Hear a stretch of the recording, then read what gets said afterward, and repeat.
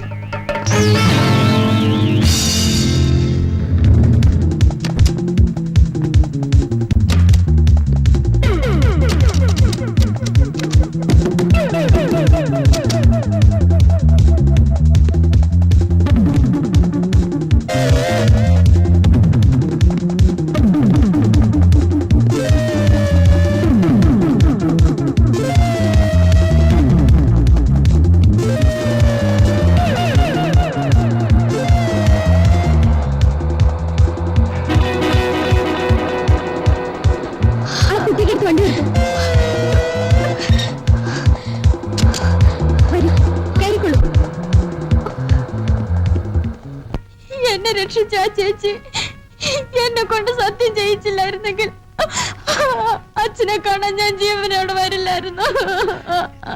അറിഞ്ഞുകൊണ്ട് ചെയ്യുന്ന തെറ്റാണ് മോളെ പാപം. നീ പാപിയല്ല എന്റെ പൊന്നു മോളെ. നീ കൂടെ എന്നെ അട്ടേച്ചു പോയാൽ എനിക്കിനി ആരുണ്ടടി മോളെ. നിന്നെ രക്ഷിച്ച ആ ദേവതയെ ഒന്ന് വിളിക്കും മോളെ. ഞാനൊന്ന് നന്ദിയെങ്കിലും പറഞ്ഞോട്ടെ.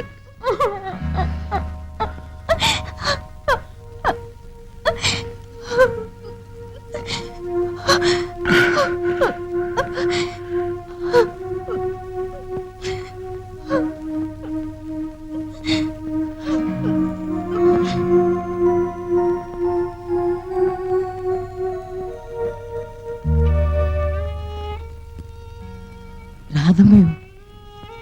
അതെ, ഞാൻ തന്നെ. കുഞ്ഞെ, ഞാൻ നിന്നോടും നിന്റെ കുടുംബത്തോടും ചെയ്തിട്ടുള്ള മഹാപാപങ്ങളും ദ്രോഹങ്ങളും ഓർക്കുമ്പോ എന്റെ ദൈവമേ, എന്റെ പാപങ്ങളുടെ ഫലം ഞാൻ എണ്ണി അനുഭവിക്കുകയാണ് കുഞ്ഞെ. ഒരു വശമാകെ തളർന്ന് നരകദുരിതം അനുഭവിക്കുകയാണ് മോളെ. ഒരാശ്രയം ഇവളാണ്. ഇവൾക്ക് ഇങ്ങനെയും. നിങ്ങൾ എന്നെ കൊണ്ടുവിട്ട അതേ സ്ഥലത്ത് എനിക്ക് ഇവളെ കൊണ്ടുവിടാമായിരുന്നു. ഞാനത് ചെയ്തില്ല. നിങ്ങൾ ചെയ്ത ദ്രോഹത്തിന് ഈ പെൺകുട്ടി എന്ത് പിഴച്ചു? അച്ഛനമ്മമാർ ചെയ്യുന്ന പാപം മക്കളുടെ തലയിൽ വീഴുന്നു പറയുന്നത് ശരിയാണ് മോളെ. ഇല്ലെങ്കിൽ ഇവൾക്ക് ഈ ചതി പറ്റണോ? ഇവൾക്ക് പറ്റിയ അബദ്ധം നമ്മൾ മാത്രമേ അറിഞ്ഞിട്ടുള്ളൂ. മറ്റാരെയും അറിയിക്കാതെ ഇവൾക്കൊരു ജീവിതം കൊടുക്കാൻ സാധിക്കുമെങ്കിൽ അതിന് ശ്രമിക്കൂ. പറ്റുന്നില്ലെങ്കിൽ വിധി എന്നോർത്ത് സമാധാനിക്കൂ. അവളെയെങ്കിലും നഷ്ടപ്പെടാതെ നോക്കുന്നത് ഇനിയുള്ള കാലം നിങ്ങൾക്ക് ആവശ്യമാണ്.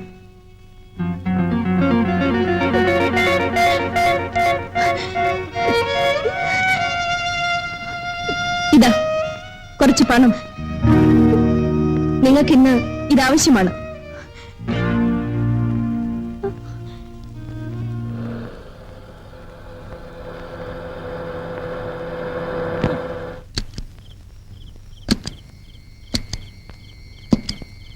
നമസ്കാരം. പീതാംബരം വന്നോ? അദ്ദേഹം ഉടനെ എത്തും. വേണ്ട കാര്യങ്ങളൊക്കെ ഏർപ്പാട് ചെയ്തിട്ടുണ്ട്. വന്നാട്ടെ.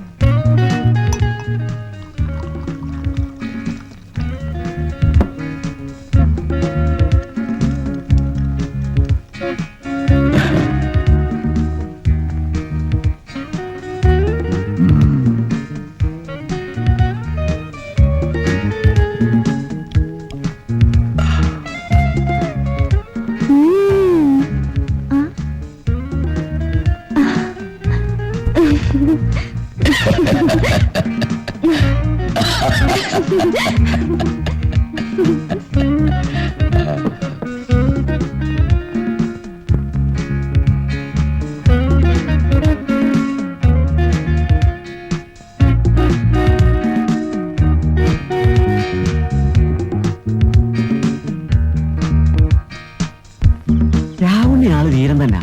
ഏതോ കോളേജിൽ പഠിക്കുന്ന കുട്ടിയാണത്രേ. ഹോസ്റ്റലിൽ നിന്ന് ഇറക്കിക്കൊണ്ടുവന്നിരിക്കുകയാണെന്നാ പറഞ്ഞേ. ആശാൻ അടിയറവ് പറഞ്ഞു. അദ്ദേഹം ഇറങ്ങി.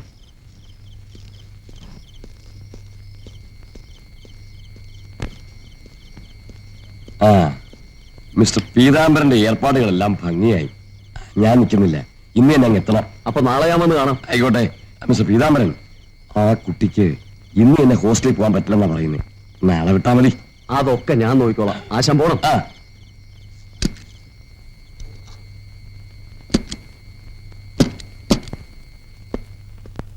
രാവുണ്ണി എപ്പോഴാ വരുമെന്ന് പറഞ്ഞത്? വെളുപ്പിന് വന്ന് കൊണ്ടുപോക്കോളാം എന്നാ പറഞ്ഞത്. കാശൊക്കെ നേരത്തെ കൊടുത്തോ? ഇതെന്നെ ഏൽപ്പിച്ച കാര്യമല്ലേ. ഒരു പരാതിയും വരാതെ ഇടപാട് കഴിഞ്ഞ് കണക്കും ബാക്കിയും ഞാൻ സാറിനെ ഏൽപ്പിച്ചോളാം. പിന്നെ വെറുതെ സമയം കളയണോ? നീ എന്നെ ചീത്തയാക്കി അടങ്ങും. ഏതായാലും സാറ് കാശ് മുടക്കിയതാ. വെളുക്കുന്നത് വരെ സമയമുണ്ട്. പാർട്ടി പുതിയതാ, ഇതുവരെ നമ്മുടെ ലിസ്റ്റിൽ വന്നിട്ടുമില്ല. ഓഹോ, അങ്ങനെ ഒരു സംഗതി ഉണ്ടല്ലോ. ശരി.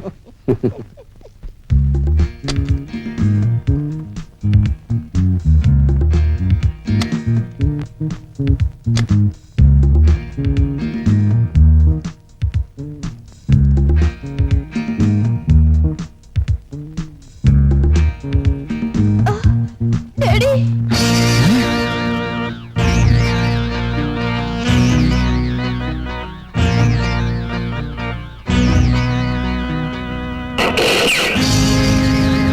ആശാൻ ഇടപെട്ടില്ലെങ്കിൽ ഉദ്യോഗസ്ഥന്മാരുടെ ലേടാവോട് ഒപ്പി കൊടുക്കേണ്ടതും കാണേണ്ടതും ഒക്കെ ഞാൻ ഏറ്റു.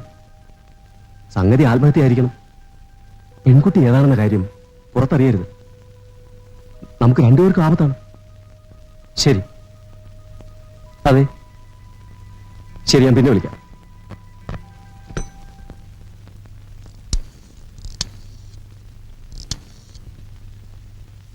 ഹലോ, നമസ്കാരം സർ. കോൺട്രാക്ടർ പീതാംബരന്റെ വീട്ടിൽ നിന്നാ രാധയാ സംസാരിക്കുന്നത്. ആ അതെ, ആ പെൺകുട്ടി പീതാംബരൻ മുതലാളിയുടെ മകള് തന്നെ. കൊന്നത് ആ കുട്ടിയുടെ സ്വന്തം അച്ഛനും. ഉന്നതനായ മറ്റൊരാൾ കൂടി ഇടപെട്ടാണ് സംഭവം. അതുകൊണ്ട് കൊലപാതകവും ആത്മഹത്യയും പെൺകുട്ടി അജ്ഞാതയുമാക്കാനുള്ള നീക്കങ്ങളാണ്. നടപടികൾ എടുത്തുന്നോ? എനിക്ക് വിശ്വസിക്കാൻ പ്രയാസമായിരിക്കുന്നു. അയച്ചു കഴിഞ്ഞോ? എടീ, നീ ആർക്കാണ് ഇപ്പോ ഫോൺ ചെയ്തത്? മന്ത്രിക്ക് പോലും വഴങ്ങാത്ത ആ ഐജിക്ക്. പറഞ്ഞത് ഈ കേസിന്റെ കാര്യം തന്നെ. ഏത് കേസ്? ഏത് കേസെന്ന് നിങ്ങൾക്കറിയില്ലേ? ഓ, എങ്ങനെ ഓർക്കാനാണ്? ദിവസവും എത്രയോ കേസുകളാണ് നിങ്ങൾ ഉണ്ടാക്കുന്നത്. പക്ഷേ ഇതങ്ങനെയല്ലല്ലോ. ഒന്നുമില്ലെങ്കിലും സ്വന്തം മകളല്ലേ. രാധേ, അലറുന്ന എന്തിന്? പെൺകുട്ടികളുടെ ശരീരം ഉപയോഗപ്പെടുത്തി പെർമിറ്റും ലൈസൻസും കോൺട്രാക്റ്റും പണവും പ്രതാപവും നേടി നിങ്ങൾക്ക് ദൈവം തന്ന ശിക്ഷയാണിത്. സ്വന്തം മകളെ കാര്യസാധ്യത്തിനായി മറ്റൊരാളിന്റെ കിടക്കറയിലേക്ക് പറഞ്ഞുവിടാൻ നിങ്ങൾക്ക് തന്നെ ഇടയായല്ലോ.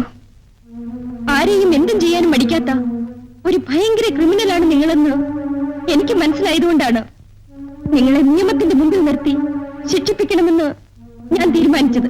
എന്നാൽ ഞാനും ചിലത് തീരുമാനിച്ചിട്ടുണ്ട്. നീ ഇനി ജീവിച്ചിരിക്കാൻ പാടില്ല. You are under arrest.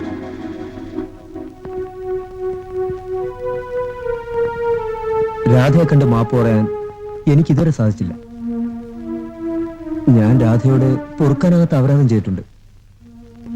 അതിന്റെ ദൈവശിക്ഷ എന്നോണം എന്റെ പേരിൽ സസ്പെൻഷനും അന്വേഷണവും വന്നു. അതെന്റെ കണ്ണ് തുറന്നു.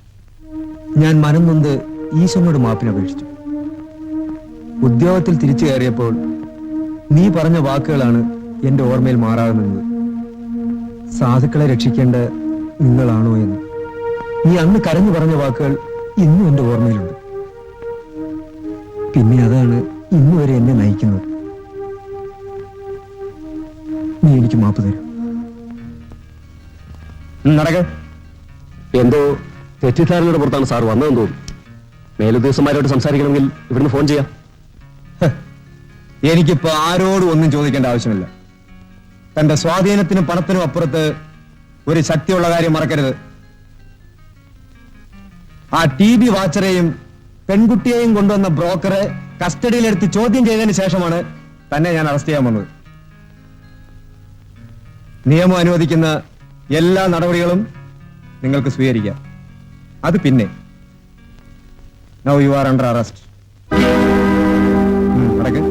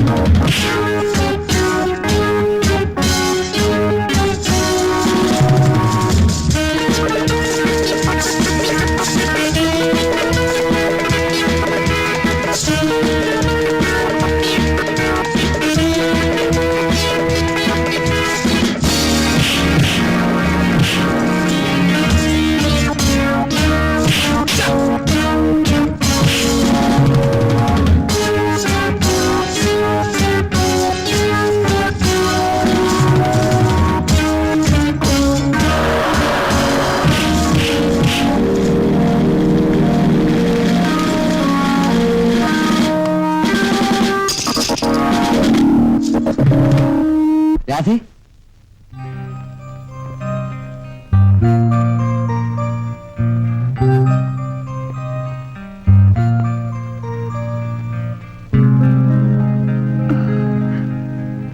ഇല്ല,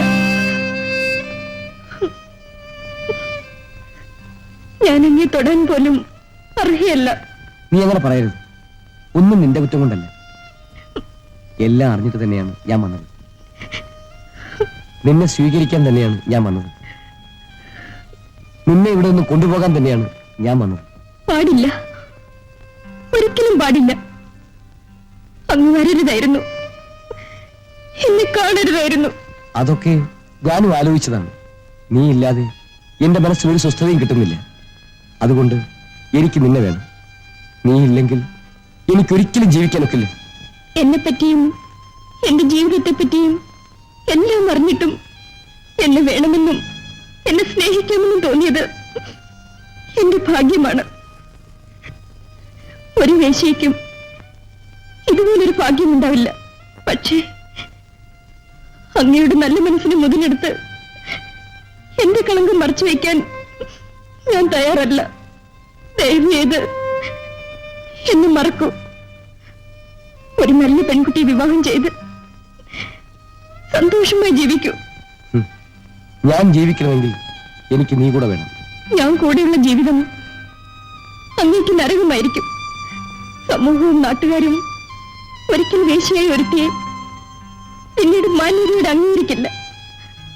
ഒരു വേശ്യയെ സ്വീകരിക്കുന്ന പുരുഷന്റെ ത്യാഗവും മറ്റുള്ളവർ അംഗീകരിക്കില്ല. മറ്റുള്ളവർക്ക് വേണ്ടിയും മറ്റുള്ളവരുടെ ഇഷ്ടം നോക്കിയുമല്ല ഞാൻ നിന്നെ സ്വീകരിക്കുന്നത്. എനിക്ക് വേണ്ടിയാണ്, എന്റെ സന്തോഷത്തിന് വേണ്ടിയാണ്, എന്റെ സ്വസ്ഥതയ്ക്ക് വേണ്ടിയാണ്. വരൂ, മറുത്തൊരു മറുപടി എനിക്ക് ആവശ്യമില്ല. നിന്നെയും കൊണ്ടല്ലാതെ ഞാൻ ഇവിടുന്ന് പോവില്ല. ശരി, ഞാനിപ്പോ വരാം.